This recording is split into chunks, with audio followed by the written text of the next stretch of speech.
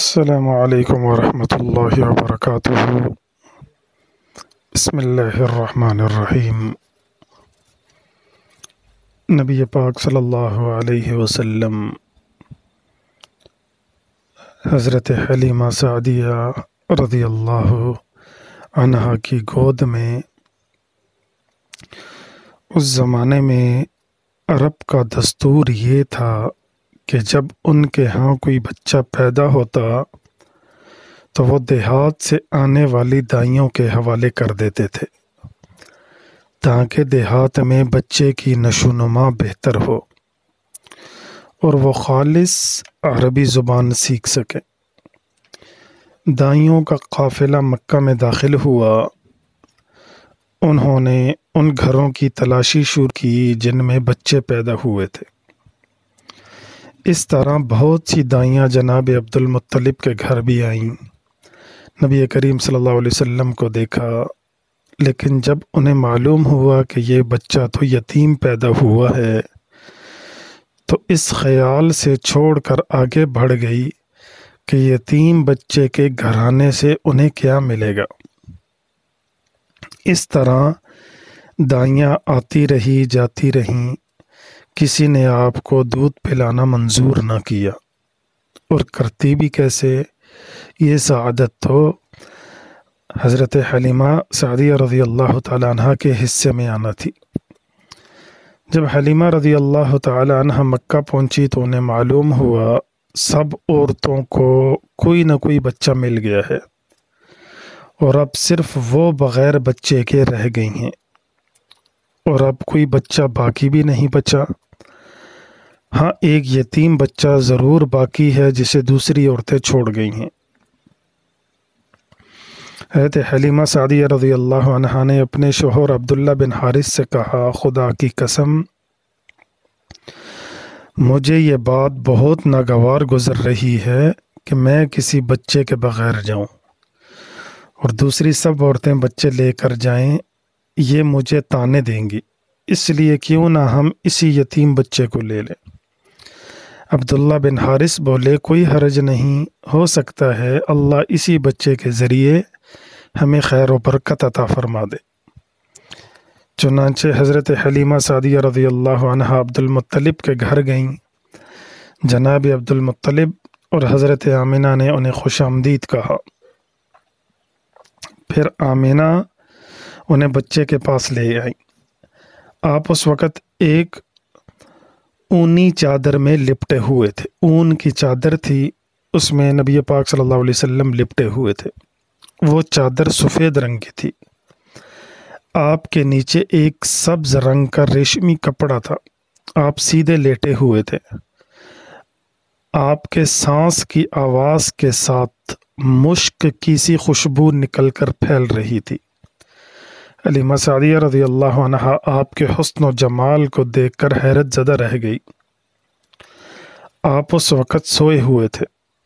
انہوں نے جگانا مناسب نہ سمجھا، لیکن جو ہی انہوں نے پیار سے اپنا ہاتھ آپ کے سینے پر رکھا، آپ مسکرا دیے اور آنکھیں کھول کر ان کی طرف دیکھنے لگے۔ حضرت حلیمہ سعدیہ رضی اللہ عنہا فرماتی ہیں، میں نے دیکھا آپ کی آنکھوں سے ایک نور نکلا جو آسمان تک پہنچ گیا۔ میں نے آپ کو گود میں اٹھا کر آپ کی دونوں آنکھوں کی درمیانی جگہ پر پیار کیا۔ پھر میں نے آپ کی والدہ اور عبد المطلب سے اجازت چاہی، بچے کو لیے قافلے میں آئی۔ میں نے آپ کو دودھ پلانے کے لیے گود میں لٹایا تو آپ دائیں طرف سے دودھ پینے لگے۔ پہلے میں نے بائیں طرف سے دودھ پلانا چاہا، لیکن آپ نے اس طرف سے دودھ نہ پیا۔ دائیں طرف سے آپ فوراً دودھ پینے لگے۔ بعد میں بھی آپ کی یہی عادت رہی، آپ صرف دائیں طرف سے دودھ پیتے رہے، بائیں طرف سے میرا بچہ دودھ پیتا رہا۔ پھر قافلہ روانہ ہوا۔ حلیمہ سعدیہ رضی اللہ عنہ فرماتی ہیں، میں اپنے خچر پر سوار ہوئی، آپ کو ساتھ لے لیا۔ اب جو ہمارا خچر چلا تو اس کی اس قدر تیز چال تھی اور اتنی اسپیڈ سے چلا کہ اس نے پورے قافلے کی سواریوں کو پیچھے چھوڑ دیا۔ پہلے وہ مڑیل ہونے کی بنا پر سب سے پیچھے رہتا تھا۔ میری ساتھی خواتین حیرانگی سے مجھ سے مخاطب ہوئی، اے حلیمہ، یہ آج کیا ہو رہا ہے؟ تمہارا خچر اس قدر تیز کیسے چل رہا ہے؟ کیا یہ وہی خچر ہے جس پر تم آئی تھی اور جس کے لیے ایک ایک قدم اٹھانا مشکل تھا؟ جواب میں حضرت حلیمہ سعدیہ رضی اللہ عنہا نے ان سے کہا، بے شک یہ وہی خچر ہے، اللہ کی قسم اس کا معاملہ عجیب ہے۔ پھر یہ لوگ بنو سعد کی بستی پہنچ گئے۔ ان دنوں یہ علاقہ خشک اور قحط زدہ تھا۔ حلیمہ سعدیہ رضی اللہ عنہا فرماتی ہیں، اس شام جب ہماری بکریاں چر کر واپس آئی تو ان کے تھن دودھ سے بھرے ہوئے تھے، جبکہ اس سے پہلے ایسا نہیں تھا۔ ان میں سے دودھ بہت کم اور بہت مشکل سے نکلتا تھا۔ ہم نے اس دن اپنی بکریوں کا دودھ نکالا تو ہمارے سارے برتن بھر گئے، اور ہم نے جان لیا کہ یہ ساری برکت اس بچے کی وجہ سے ہے۔ آس پاس کی عورتوں میں بھی یہ بات پھیل گئی۔ ان کی بکریاں بدستور بہت کم دودھ دے رہی تھی۔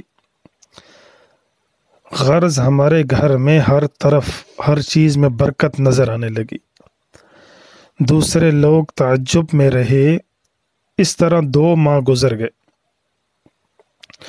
2 ماہ ہی میں آپ چلنے پھرنے لگے۔ آپ 8 ماہ کے ہوئے تو باتیں کرنے لگے اور آپ کی باتیں سمجھ میں آتی تھی۔ 9 ماہ کی عمر میں تو آپ بہت صاف گفتگو کرنے لگے۔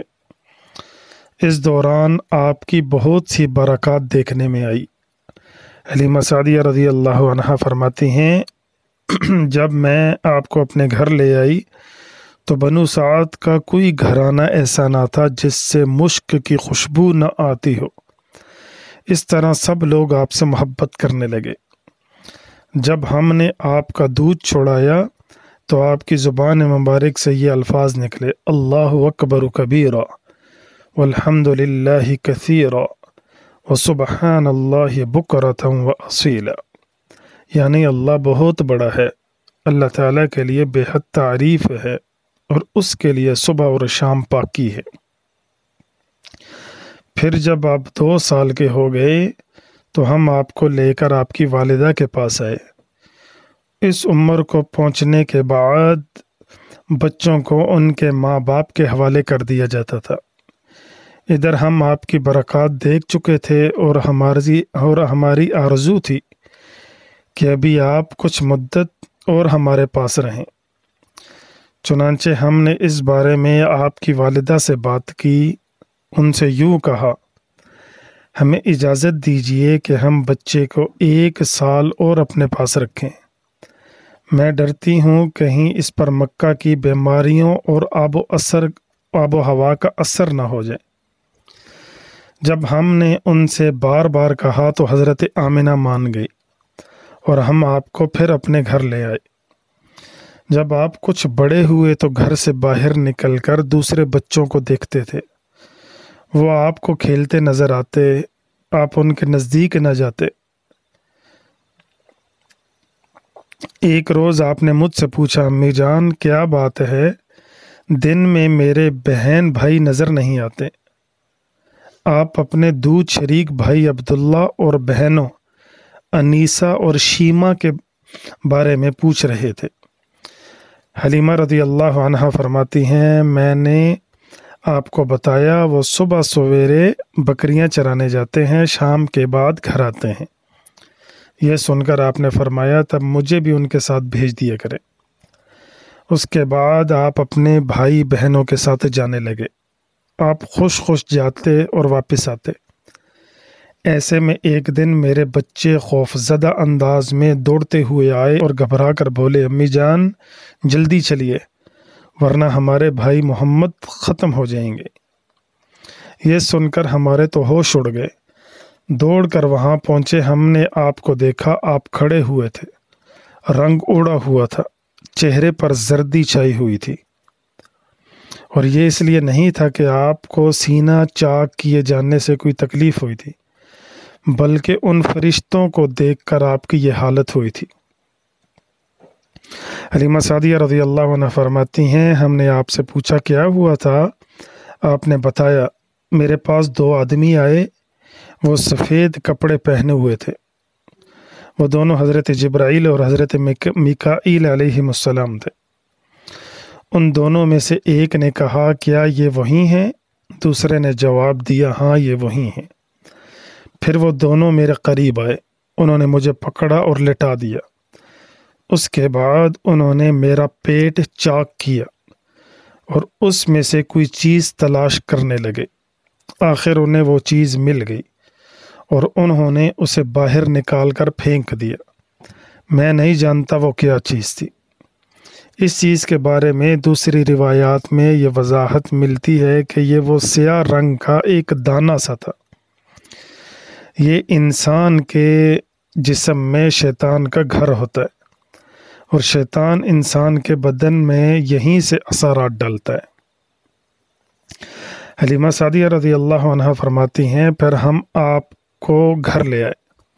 اس وقت میرے شوہر عبداللہ بن حارث نے مجھ سے کہا، حلیمہ مجھے ڈر ہے کہیں اس بچے کو کوئی نقصان نہ پہنچ جائے، اس لیے اس کے گھر والوں کے پاس پہنچا دو۔ میں نے کہا ٹھیک ہے۔ پھر ہم آپ کو لے کر مکہ کی طرف روانہ ہوئے۔ جب میں مکہ کے بالائی علاقوں میں پہنچی تو آپ اچانک غائب ہو گئے۔ میں حواس باختہ ہو گئی۔